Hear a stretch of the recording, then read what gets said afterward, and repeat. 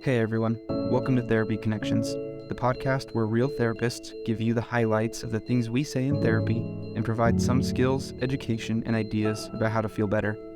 This is not a replacement for traditional therapy, but can serve as a tool for refreshing and learning between sessions. Thanks for joining us. Hello everybody, thanks for joining us on today's video. June is Men's Mental Health Month, so we wanted to start off talking about that, and probably the videos for June are going to be kind of directed towards men's mental health. A lot of the things are still applicable to everybody, but I think there are just some things that are in the men's mental health world we don't talk about a whole lot. So what do you guys think when you think of men's mental health issues? What kind of things come to mind? What do you see? I guess I think some about the male clients that I have coming into my office. You know, one of the first things that we ask in therapy is, tell me some about what's going on, or why you're here. Why are you coming to therapy now? And men's answers to those questions are very, very different than women's answers. Not to make overgeneralizations, but I often find that many of my male clients come in saying that they are in therapy for one of three reasons. One, my partner or spouse told me that they think I need to come. Yeah. Two, I have some anger issues. Or three, there's just so much pressure on me and I'm not sure how to overcome it and keep performing. Those are probably the three things that I hear, and those are pretty different than the things that I usually hear from women coming in. I'll add a fourth option, and it's all of the above. Yes. Yeah, that's probably true. Yeah, I think some of the things that we see are the performance-based things. I think of a few scenarios that I'm currently working with where want to be a better dad, and maybe it falls into the anger issue, right?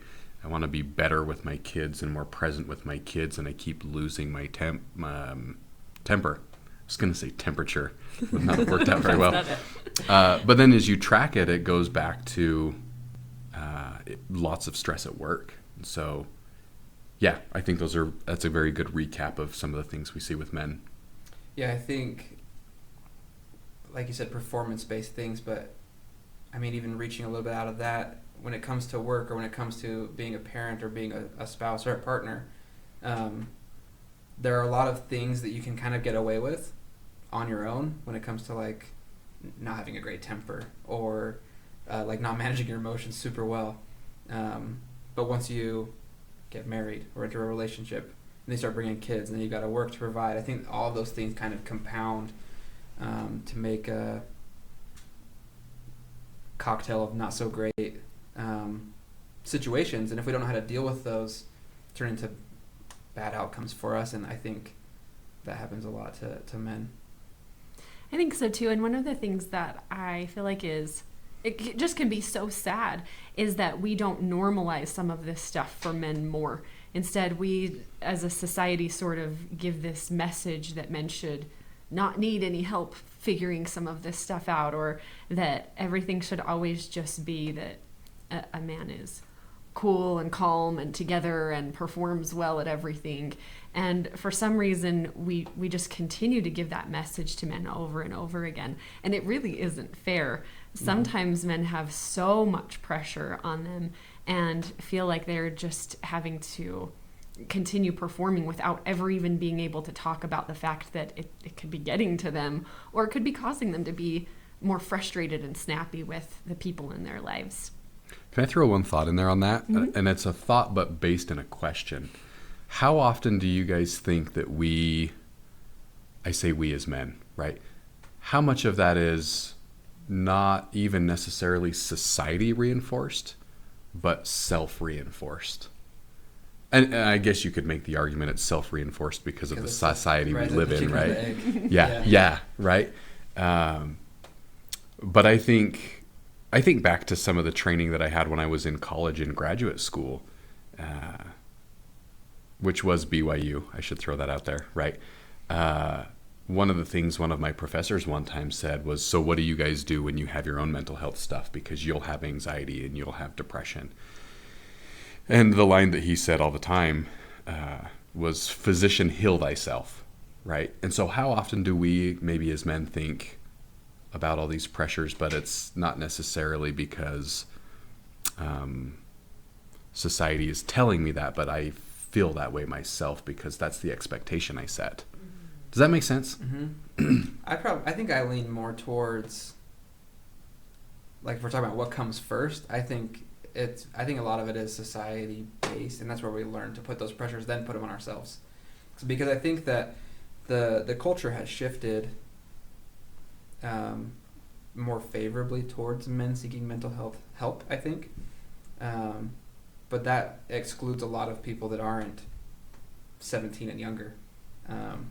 I think there's a lot of people our age and older that still have the mentality of what it is to be a man, and I think it kind of comes back to this like really stoic idea of you manage your own stress by yourself, and you let the problems roll off, and you stay strong in hard times and those kind of things.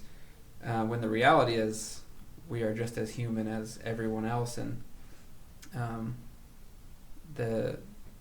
think that, like I said, just societally and culturally, the anxiety is a more womanly trait, when in reality it's something we all experience. Yeah. You look like you had some thoughts on that.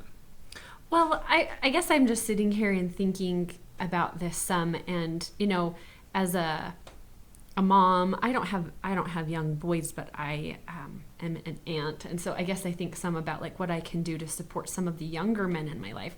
But sometimes it's harder to know what to do to support men that are my same age or older in some of these things, just because obviously some of the like real like touchy-feely things that I may do with like female counterparts. How do you feel about that? I mean, that obviously is not going to be helpful. So I guess if you guys were going to give some advice, both as males and therapists, what would you say that women can do to support men? Gosh, I don't know. You have thoughts? I can make one up. No, I think the same like societal pressure, it affects women as well, right? Women also have the same expectation of men a lot of times, I think, to be strong and be stoic and be whatever. And so I guess just affording some of that same room to like understand, look, this person, yes, they are a man, but they also are going to have emotional moments and stresses and anxiety and pressure and mood fluctuations and things. And I think a lot of the jokes and stereotypes is like that's a womanly trait, right? But I think men deal with many of the same kind of things. And I guess, again, societally, we just need to have women be more accepting towards men and men be more accepting towards men of that kind of thing. I like that. I want to break it down further. Like, what does accepting look like? So when you say, hey, what can women do? I find at interesting moments in my life, I don't have too many days where I come home from work and I'm just like totally gassed. But on those days that I do, I can tell my wife is like, okay, and I can see this elevation in, okay, I'm going to take care of things around the house so that he doesn't have to do as much when I come home from work. And one thing that I see her do specifically is she just wants to come give me a hug. And that's actually one of my favorite traits about my wife. But outside of that, how do you show support, right? Like, Jaden would probably think it was weird if he walked into the office space and Cher's like, Josh, come here, it's okay, right? Gives me a big hug. I'm not doing that. I'd be more likely to punch you on the arm than give you a Get it together, yeah. Right? So how do you do that? Well, I guess a couple of things that I'm hearing you guys say is that it would be helpful to have some patience, right? If I could be patient. The other thing that I'm hearing is maybe instead of just expecting that the males in my life can continue to function at the exact same level all the time, maybe affording them a little bit more space at times, and just noticing that sometimes when maybe I see symptoms of something, I think that symptoms of mental health stuff sometimes looks a little bit different for men. And so when those different symptoms come up, being patient and understanding about what is going on, and instead of just assuming that it's an issue or that it's about me, that maybe it's actually just that I need to recognize, hey, maybe they have a lot of pressure, and just giving them a little space to not have to solve it right away, you know? Yeah. I think that there's definitely an overlap with something we talked about previously with like the unwinnable game of I'm not good enough. I think that probably a lot of men play the same unwinnable game with like being a man and what that expectation is and what all that entails, whatever culture or wherever you live or however you grew up, there's probably a lot of expectations that you put with I have to be a man. And it probably is not very fair to yourself, I would assume in most cases. I want to add to what you said, Shara. I find myself thinking a lot, and if I catch myself, I don't say it. Sometimes I do say it. But when I come home and I find maybe my wife is frustrated with her day because she's running around chasing our little boy, and I've got to go do yard work or go help somebody move or whatever the case may be, and I recognize she's stressed, I find myself a lot of times thinking, okay, but don't think you're the only one that's stressed, right? I am too, and now I've got to go out and figure out how to fix the, I don't have a trailer, but fix the trailer. Talked to a guy yesterday doing that, right? And so I wonder if maybe that's a way to support too, is recognizing that there is stress levels, and so sometimes we don't handle ourselves perfectly well.